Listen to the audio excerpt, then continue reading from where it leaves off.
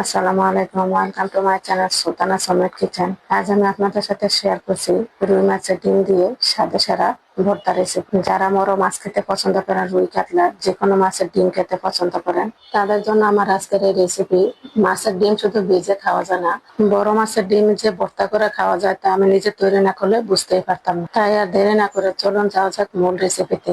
প্রথম আমি এখানে রুই মাছের ডিম নিয়েছি 1/2 কেজির মতো, কারণ আমার মাছটা অনেক বড় ছিল, 2.5 কেজি ওজনের মাছ। যেহেতু বর্ষাকাল সেহেতু প্রত্যেকটা মাছই ডিম পাওয়া যায়, তাই আমি মাছের ডিমগুলো প্রথমে একটু সিদ্ধ করে নিব। 1/2 চা চামচ লবণ আর 1/2 চা চামচ হলুদের গুঁড়ো আর 2 টেবিল স্পুন সরিষার তেল দিয়ে 1 কাপ পানি দিয়ে আমি মাছের ডিমগুলো সিদ্ধ করে নিব। শুধু ভর্তা নয়, এইভাবে সিদ্ধ করা মাছের ডিম ভেজে নিলে খেতে অনেক টেস্ট হয়। চুলার আঁচ মিডিয়ামে রেখে আমি ডিমগুলো ভালোভাবে একটু ঢাকনা দিয়ে সিদ্ধ করে নিয়েছি। এমন ভাবে সিদ্ধ করতে হবে যাতে পানিটা পুরোপুরি শুকিয়ে যায়।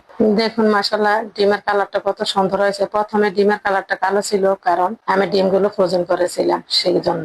এখন আমি ডিমগুলোর চাকাগুলো আমি একটু ভেঙে দিচ্ছি। যে চাকগুলো আছে সেগুলো হয়তো ভিতরে সিদ্ধ নাও হতে পারে, আমি একটু পেঁচুলার দিয়ে ভেঙে দিয়েছি। এভাবে অবশ্যই ভেঙে দিবেন। ডিমগুলো আমি সিদ্ধ করে নিয়েছি। এখন আমি 2 টেবিল চামচ সরিষার তেল দিয়ে আমি ইন্ডিয়ান বড় রসুন 1 পিসের কোয়াগুলো আমি ভেজে নিই। অবশ্যই রসুনের কোয়াটা ভেজে নিতে হবে, দেশি রসুন দিলেও হবে। এখন আমি 1/2 কাপ পেঁয়াজ কুচি দিয়ে রসুনের সাথে আমি ভেজে নিচ্ছি, কারণ রসুন গুলা ভেজে নিতে একটু সময় লাগে, এই জন্য পেঁয়াজ আর রসুন একসাথে দিয়ে দেওয়া হয়েছে। এখন আমি বিলাতি ধনেপাতা দিয়ে আমি আবারও কিছুক্ষণ নেড়ে ছেড়ে নিচ্ছি, যাতে পেঁয়াজ এবং রসুন ভালোভাবে একটু ফ্রাই হয়।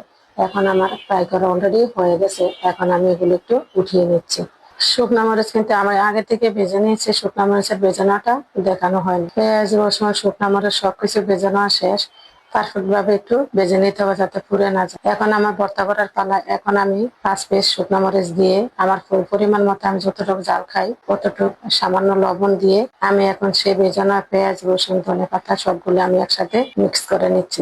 নতুন রাঁধুনি যারা, তাদের জন্য আমার একটাই বার্তা থাকবে, আপনারা লবণ এবং মরিচটা যতটুকু জাল খাবেন ততটুকু পরিমাণে দিয়ে নিবেন। এখন আমার পেঁয়াজ মরিচ রসুন সবকিছু মিক্স করা হয়ে গেছে। এখন আমি ডিমগুলো দিয়ে আবারও ভালোভাবে মেখে নিব। তবে যতটুকু আমি 1/2 কেজি ডিম সিদ্ধ করেছি তার অর্ধেক আমি এখানে ভর্তা করেছি, বাকিটা আমি ভেজে নিয়েছি। আপনাদের কাছে একটা রিকোয়েস্ট থাকবে, আমার রেসিপিটা অবশ্যই ট্রাই করে একবার হলেও দেখবেন, আর দেখে ভালো লাগলে অবশ্যই লাইক কমেন্ট শেয়ার করে দিবেন।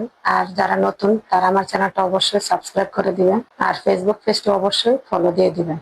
এখন আমি ভর্তাটাকে ফ্লেভারফুল করার জন্য একটু কাঁচা সরিষার তেল দিয়ে ভালোভাবে মিক্স করে নিচ্ছি। অবশ্যই ভালোভাবে মেখে নিতে হবে, তা না হলে ডিমগুলো মিশতে চাইবে না। ডিমগুলো যদি আমি সিদ্ধ করে নিয়েছি, এই জন্য ভালোভাবে একটু মিক্স করে নিতে হবে। তৈরি হয়ে গেল আমার স্বাদে সেরা রুই মাছের ডিম ভর্তা রেসিপি। বিশ্বাস করুন, যেদিন আমি ভর্তাটা তৈরি করি সেদিন আমার আর মাছ মাংস কিছু লাগে না। আবার দেখা হবে নতুন কোনো রেসিপিতে। আল্লাহ হাফেজ।